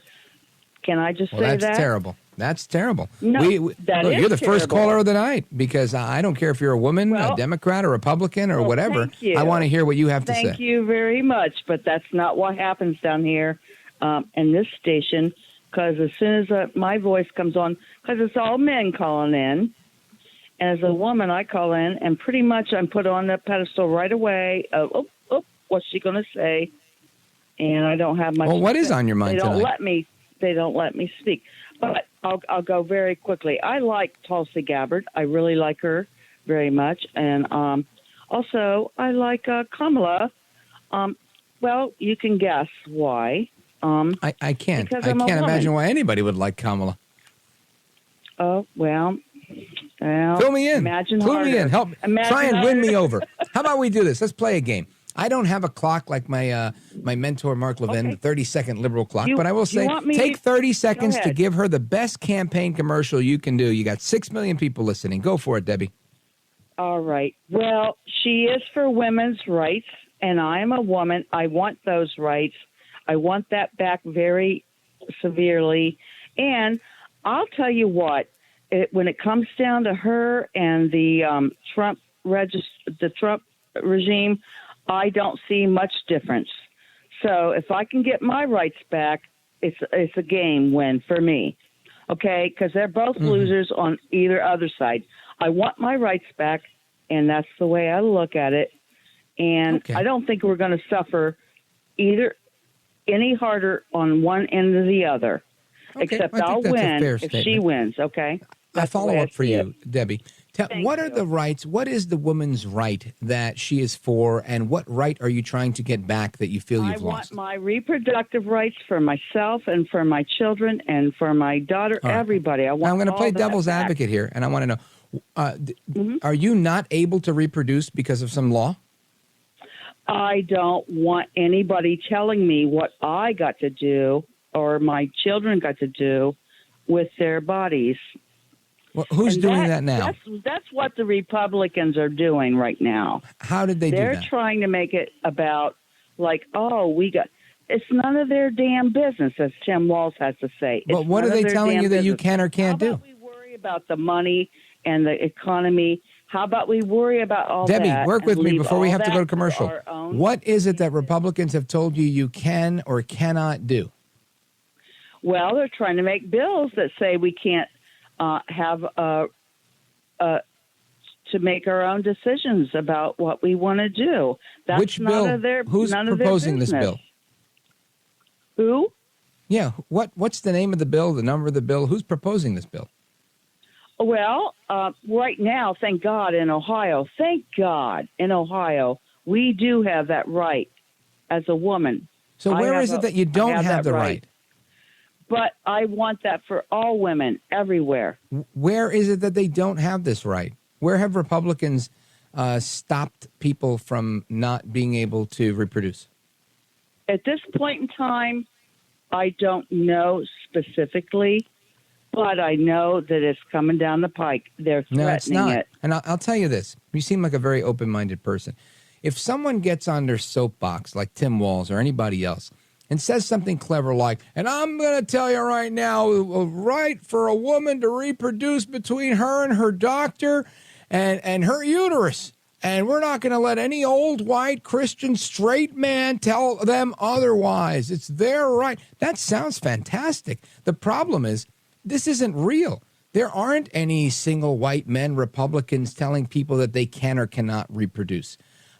There may be some Republicans that are against abortion, but the guy running for president, Donald Trump, has made it abundantly clear that this is a decision that is made by individual states and that he and his administration are not going to make any bans on abortion at the federal level. And that's as clear as day. So this isn't something the federal government is going to be involved in. And Trump's made it extraordinarily clear. And he was the one that oversaw the judges that made the law that said states will decide, right? Or that interpreted that law in the Supreme Court. So, Debbie, I think your heart's in the right place. If that's the position that you want to take on that issue, then go for it. But I don't think you should believe people like Tim Walz without fact-checking them. I think you should take a little time, figure out what's going on. And so when somebody like me tells you, hey, what's the bill number? Who's proposing these bills? You can turn around and say, you know what, it's this, this, and this. And the reality is it's not. There isn't a single Republican out there telling people that they can't reproduce. Reproduction is the right to life. And all Republicans that I know, most, right, maybe minus a couple of rhinos, support everybody's right to reproduce. Everybody has a right to create children and live their lives. Whether the question is, should people have a right to end those child's lives, or does that, the idea of my body, my choice, does the baby in the womb, can that baby say, my body, my choice? That is debatable, right? And that's what I think the pro-life argument versus the pro-choice argument ultimately ends up being. But when it comes to actually being able to reproduce, I don't think anybody is against it. So I would double-check all the facts and don't listen to everything Tim Walz says. He's a little bit of a suspect character, in my opinion. Debbie, I want to thank you for being such a class act and calling the program. I hope you call back again. Shout out to Canton, Ohio, WNIR. Folks, we're coming right back. Don't go anywhere. This is America at Night with Rich Valdez.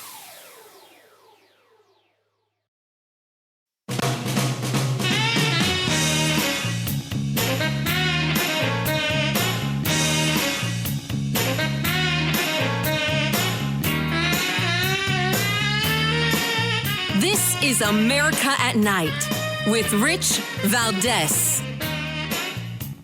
Monica in Pendleton, Oregon, KUMA. Go right ahead. Hi, Rich. Hey. Two topics. Someone, Kamala Harris, who just makes me want to beat my brains out. I try to study a little bit as being a critical thinker. I try to be, but I can't. I just lose. I have no patience with that woman. She'll bring up the rut that we're already in, like such as, getting gouged at the grocery store and all this and that. And you're sitting there thinking, okay, and you're going to do what? Reflect what? Right. You're going to keep Where are doing we more of the going? same, what you've been doing, and which got us here. Exactly. So you know where that's going? Nowhere. And also, the topic of abortion, I don't mean to upset the ladies, but, they tout my body, my choice. My standpoint, I have a beautiful 15-year-old daughter. Your body, your responsibility. So I'm sorry, but, you don't want a kid. Well, sorry, ladies. Don't spread them. That's it. Yeah, abstinence has always been effective. Monica in Pendleton, Oregon, KUMA. Thank you so much for your call. I want to swing it over to the left. Let's go to San Francisco, streaming online, richvaldez.com. Let's check in with David giving us a call. David, welcome. Well, thanks, Rich. And to follow that last woman, she apparently doesn't know that about 90% of the abortions have to do with medical problems, that the fetus isn't thriving and is causing problems. And so it has nothing to do with spreading their legs. It has to do with whether or not the baby is viable.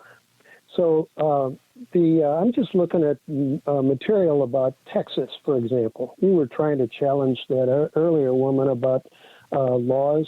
Of course, there's Idaho, there's Texas. There's a law in Idaho that tells people that they can't reproduce? It says that if... The answer is no, right? Just for the record, you're saying no? Be slick there. No, I'm not being slick. I'm being direct. The one you're trying to be slick. I'm asking a very specific question. I asked her. I'll ask you the same. Is there a law? Hang on. Don't try to filibuster me. Is there a law in any state that says you can't reproduce? Well, of course not, Rich. Yeah, exactly my point, David. There are laws that says that you can't get medical aid in a failed birth. I mentioned that. I said there's a debate over abortion. There's definitely not a law against one's right to reproduce. I think you made my point for me. David in San Francisco, thank you for your call. Nice attempt, or I should say nice try. Anyway, we're coming back with the rest of your calls and more. We've got Arkansas, Manila, Philippines, Pittsburgh, Columbia, Missouri. Wow. All right. Anyway, folks, we're coming right back. Don't go anywhere. I'm Rich Valdez.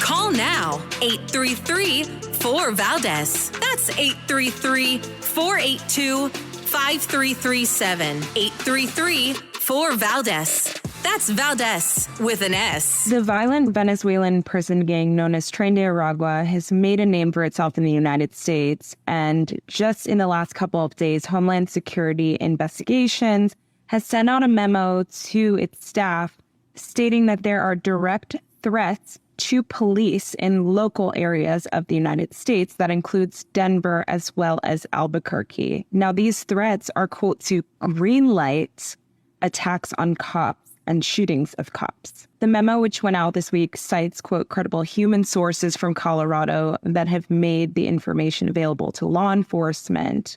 And the source of the memo is from the Chicago Homeland Security Field Office. That's Jenny Terre, New York Post, giving a report there. And Mayor Mike Kaufman, the mayor of Aurora, Colorado, where the Tren de Aragua is wreaking havoc on at least 3 large apartment buildings, kicking people out of their homes at gunpoint. He weighed in. Here's what he had to say. Well, we've known, I think I put out a couple weeks ago that we had formed the task force. We knew at that time that we had formed the law enforcement task force to root them out, that there was intimidation going on. And part of that intimidation certainly involves individuals with weapons. We have some buildings that unfortunately are pretty run down, have a high vacancy rate or relatively low rent. And I think somebody placed them there. Is it an agency of the federal government, perhaps, using some of our local nonprofit partners here as a conduit? Because the city of Aurora took a position early on that we were not going to participate in the migrant crisis. We were not going to provide taxpayer support, and we were not even going to be a conduit for federal dollars to come in to provide assistance. This is not our problem. This is a problem created by the federal government at the border with bad policy. And so it's the federal government that needs to solve this problem, not the city of Aurora. But somehow we've gotten this problem. We inherited this problem involuntarily. And so I'm trying to walk it back and say, I believe that these people just didn't go there on their own. I think somebody put them there. And that, again, is the mayor of Aurora, Colorado, saying, he's passing the buck, right? He's saying, look, these people are here. We know they're here, blah, blah, blah. You heard him. But he's blaming the federal government. That's interesting. This is a sanctuary city, right? A sanctuary state. These people are saying, look, we didn't invite these people here to take it over, and they've been put here. Listen, I don't doubt what he's saying for a second. Just like Eric Adams, who was like, yeah, we're a sanctuary city. We're a sanctuary city. Yeah. Guess what? He doesn't want these people either. He's got his hands tied now.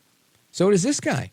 I'm sure these guys are all like, man, we're voting for Trump. I'm pretty sure under their blue Democrat T-shirt, they've probably got a red MAGA shirt on, because nobody wants this problem.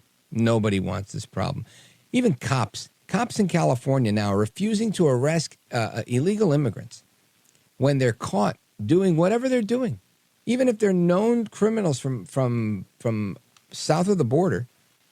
The cops are like, look, it's a sanctuary city, it's a sanctuary state, there's nothing we can do. Listen to this one from Culver City, California. We'll grab his information and see what we can do, but there's, like I said, can you please collect the information? He said that he's already illegal. He already said that he went to... Okay, hold on, let's back up a little bit. First off, we're a sanctuary city. Even if he is legal here, we cannot call ICE and report him. But you still have to report that, right? No, we don't, because it's a sanctuary city. We do not report illegal, undocumented. So you're going to let a person who went to prison, he committed a crime in America, who's illegal right now, you're going to let him go free right now to this elevator? That's exactly what I'm saying, because we're a sanctuary city. I've arrested a double homicide suspect in this city before and let him walk out the door because we're a sanctuary city. We're not going to call ICE to come pick him up and deport him. He came to pick up $320,000 from your, him, or mine grandmother and grandfather, and he's walking away freely right now, right? So there you have it. Now, that was a cell phone video that caught the cops saying, yeah, we're going to let this guy do whatever he wants because that's how it works around here. I mean, that's amazing to me. I thought the sanctuary city was that you don't get deported, not that you don't get arrested for violating the law, right?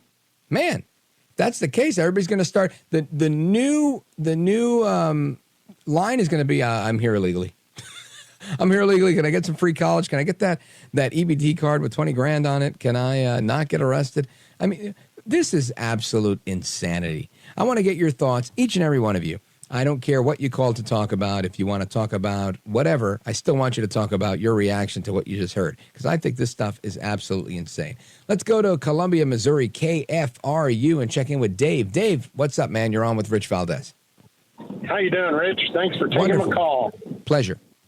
I'm driving home from Columbia to Mexico, Missouri every night listening to your show. Oh, well, I appreciate you listening, and it really means the world to me. Now, tell me, Dave, what do you think about this sanctuary city stuff? I mean, I think this stuff is insane. What say you? Well, first of all, I think the leaders of the cities that pronounced that they were sanctuary cities are to welcome all the illegal immigrants. They were idiots. Absolutely. And how do you try to give yourself a pass and blame Biden? Listen, I blame Biden, too. I blame Kamala Harris. Our borders are. But if you're the guy saying, look, I'm a sanctuary city, so you let them in at Eagles Pass and in Brownsville, Texas, and send them over here to Aurora, Colorado, I got you. Or you send them over here to California, I got you. I think they're both idiots, no? Correct. Yeah, it's a real shame what we're seeing happen in the country. Now, tell me what you think about the Kamala Harris campaign and how it compares to the Biden campaign. Well, what I was just going to say is she's actually just running her campaign about the same way Biden did, except she's not hiding in a basement. Yeah, she's hiding in the Naval Observatory and on the campaign trail away from actual reporters that will ask questions. I think you're 100% right, brother. It's a shame to see what's happening, but there we are. Let's go to Gil, Manila, Philippines, streaming online. Gil, what's up, my brother? Well, a couple of quick things. First of all, Christmas season starts here September 1, so let me be the first to tell you Merry Christmas. Feliz Navidad. Feliz Navidad. Okay. What's on your mind, brother? Number two, other two quick ones. Our friend Rudy Giuliani has a new book coming out about the Biden crime family. Can you get him on? Oh, likely, yeah. I have a standing. Listen, Giuliani is somebody I consider a friend, and when he came into radio, I helped with some of the production on his show, and when he was defending Trump, I filled in for his show for it might have been 60 straight days, like 2 months straight, because he was doing these hearings all over the country. Oftentimes, the reason he doesn't come on as often as I'd like him to is because he does his show until about 10 p.m., and I go live at 10 p.m., and sometimes he's just winded. You know, I was just at his 80th birthday party about 5 or 6 weeks ago, and he's still got as much energy as ever, but, you know, he's still 80 years old. So I'm looking forward to speaking with the mayor about his new book for sure, and I appreciate you keeping him in mind, Gil. What else you got? What do you think about this sanctuary city stuff? Oh, I have a whole song about that. I'll perform it for you sometime about the migrants in California, but it takes too long. Sure. I know you're pressed for time, but I don't think very much of it. My daughter is a hospital administrator in New Haven, Connecticut, which is a sanctuary city. Yeah. And she thinks it's great. Okay. Oh, boy. She's a Democrat. All right. So, sorry to hear that, Gil. Oh, anyhow. You can ask me a couple of questions last week. First of all, that Kennedy joke was a Labor Day joke, but I couldn't say Labor Day because I would have tipped you to the punchline. But that was a Labor Day joke. It was funny. That was a good one. You really got me with that one. I thought that was terrific. Okay. And I got a minute before I got to hit this break. Tell me what your thoughts are on the what's going on with. You mentioned last time about the U.S. military recruiting in the Philippines. How's that going? Oh, it's going well. There's the U.S. has committed $650 million to help build up the Filipino military. And, of course, the big job of our people in the embassy is to make sure that money gets to the right place. Oh, boy. It would be nice if we were building up our own military, right? Well, this country is allied to the United States by treaty. If we are attacked, they have to fight. If they are attacked, we have to fight. Yeah, I get that. Like we're aligned. I get that. I feel like we've got Japan.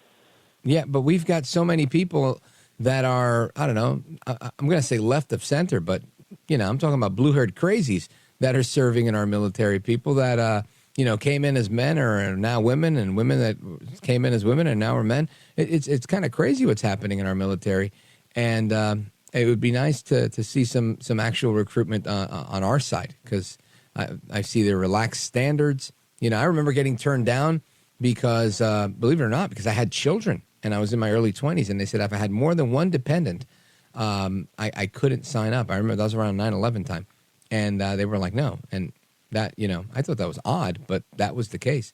Anyway, Gil, I got to go now, but I appreciate your call, brother. Thanks for the call. Shout out to everybody listening, if there is anybody listening, besides Gil in Manila, Philippines.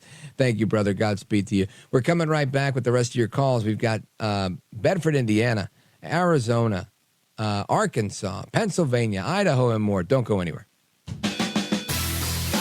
This is America at Night with Rich Valdez. Call now, 833-4-VALDEZ. That's 833-482-5337. 833-4-VALDEZ. That's Valdez with an S.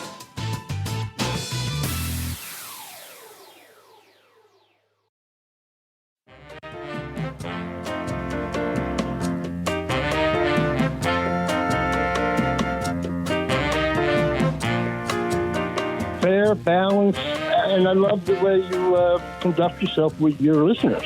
America at Night with Rich Valdez. All right, amigos, welcome back. We continue the conversation, our late night national town hall conversation with me, Rich Valdez. Happy to be here with you. 833-482-5337.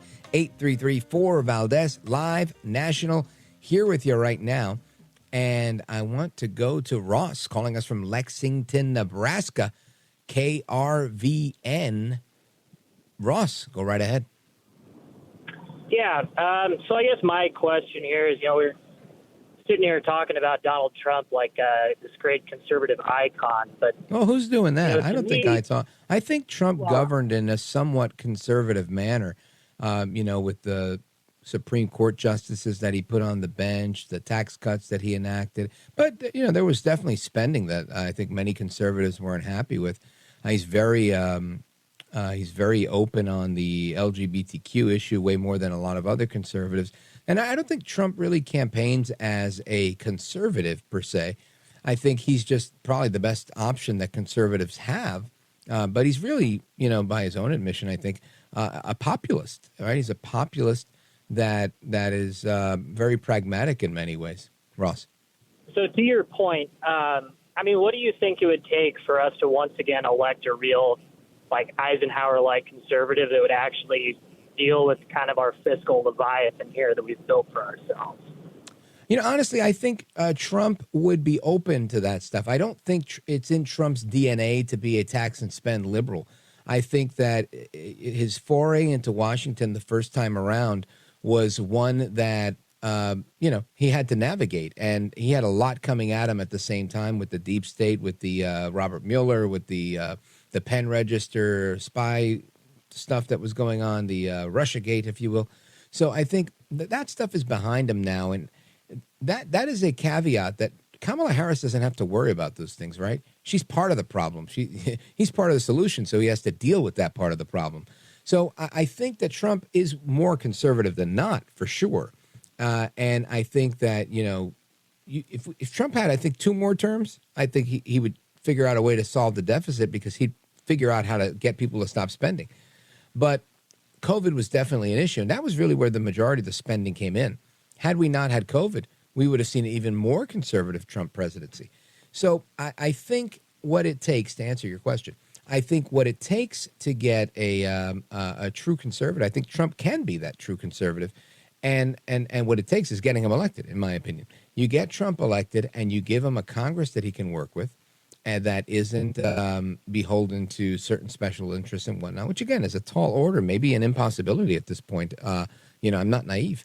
I think that may be an impossibility. Some of the more conservative people, earlier tonight, we had Gordon Chang on the radio telling us that Patrick McHenry, who by most accounts, a very conservative member of Congress, acting speaker for a while, is beholden to China on a number of issues, mainly in the name of free market economy.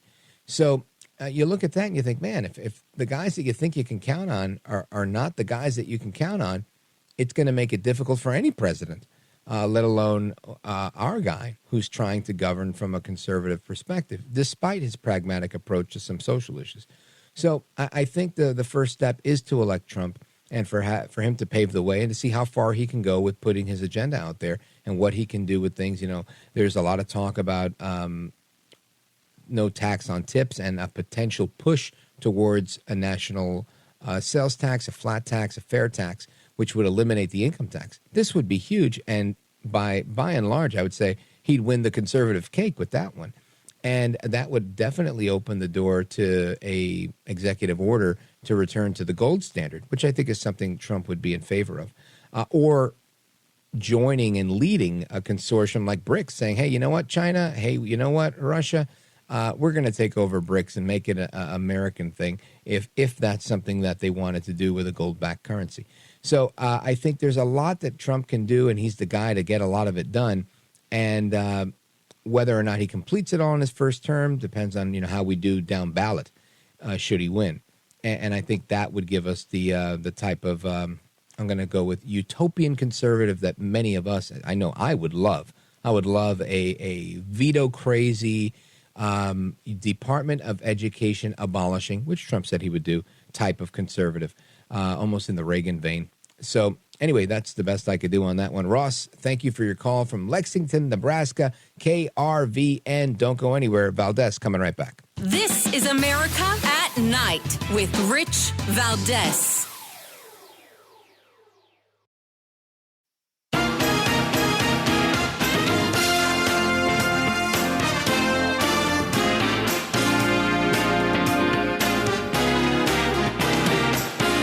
All right, amigos, welcome back. And with minutes to go in the speed round and lots more to talk about, I wanted to get into Israel, the Hamas hostages, so much more that we're not going to have time to do.